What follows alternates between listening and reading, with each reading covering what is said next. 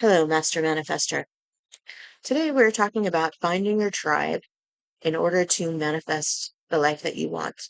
We're going to be talking a little bit about co-creation, alignment, discernment, and how the collective consciousness works in the matrix construct. And we'll also talk a little bit about emotional contagion and retaining your individuality. So let's get started. Social proof is the biggest thing about finding your tribe, a shared reality and our collective consciousness, agreement and alignment on what is true. We will never see full objective reality. We will never fully know what other people are experiencing. We are always seeing them like avatars in our mind, like a construct within a construct, but based on our lens, on our filters. It's not the actual person. It takes a lot of curiosity, a lot of questions, a lot of attempts to understand to even get a real glimpse of what somebody else's actual individual reality might be like. So the reinforcement of social proof is built into our human systems, our survival systems. We want confirmation from others that what we're experiencing is so.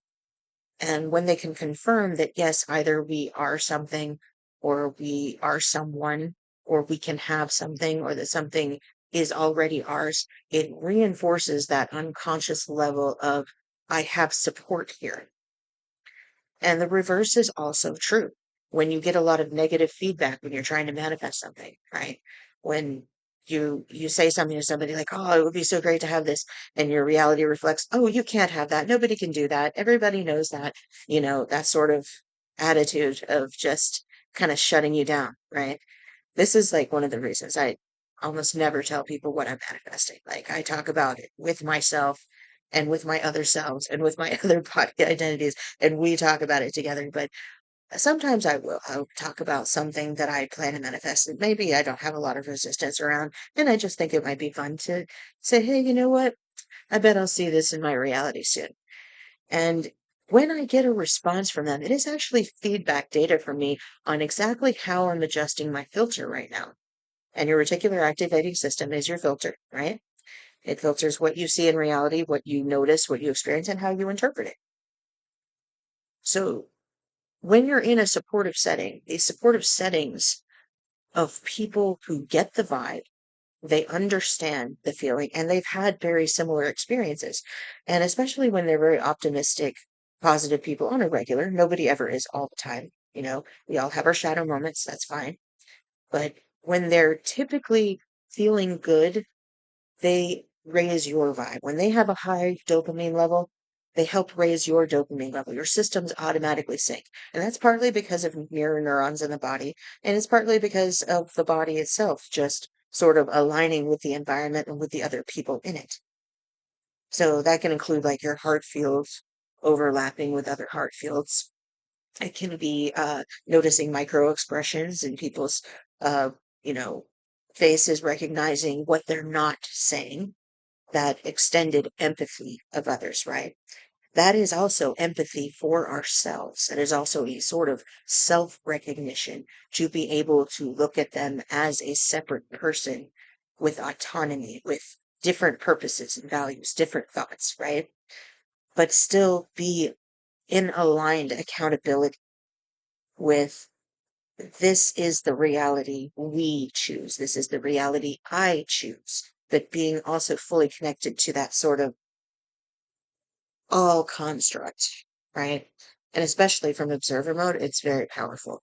Now, recognizing alignment is really important in these areas because, just like the Mandela effect, everybody has a different reality, a different interpretation, and that interpretation affects the actual reality, as we found in the 2022 findings from the Nobel Prize when they realized the universe is not locally real.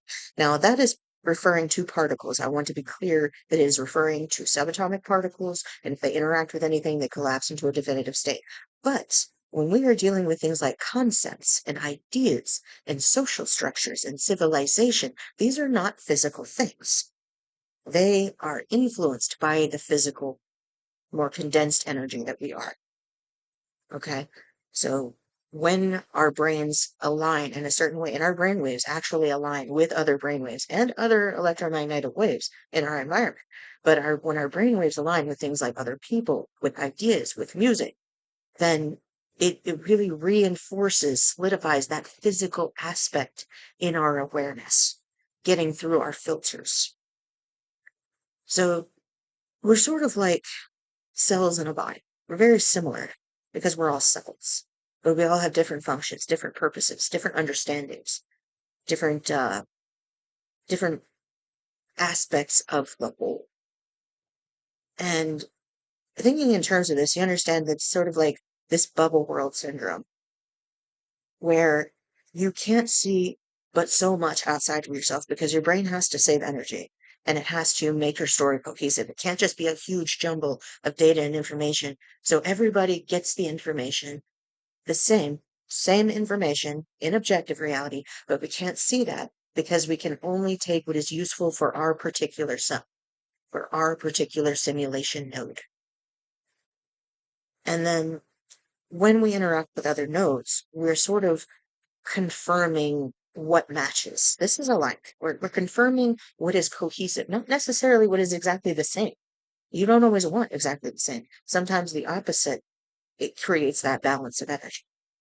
And you're definitely looking for alignment of values, alignment of temperaments, alignment of, is this making my body feel safe?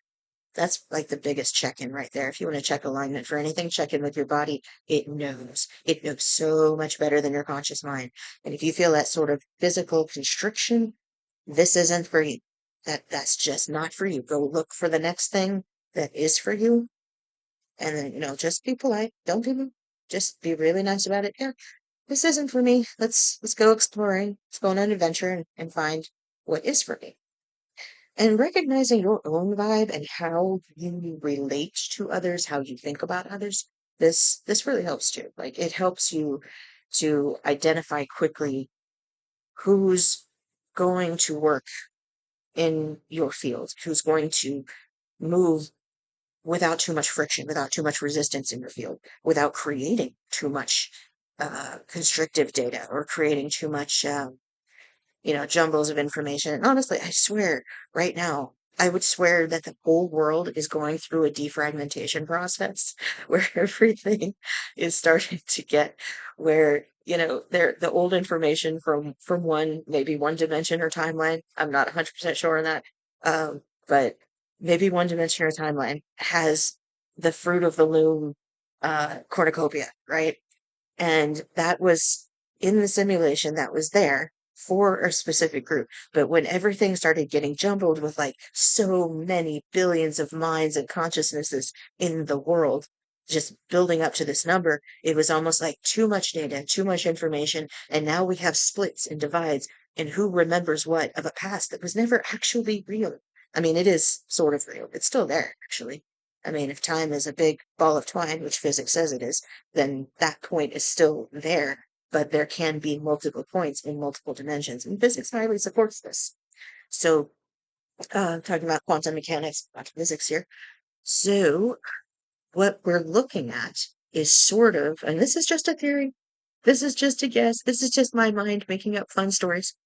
But what I think we're looking at is like a defragmentation and a separation eventually into who is aligned with which reality and a sort of cleanup of the information and realignment of where things go. And I do think that by the time it's done, it's going to be really great.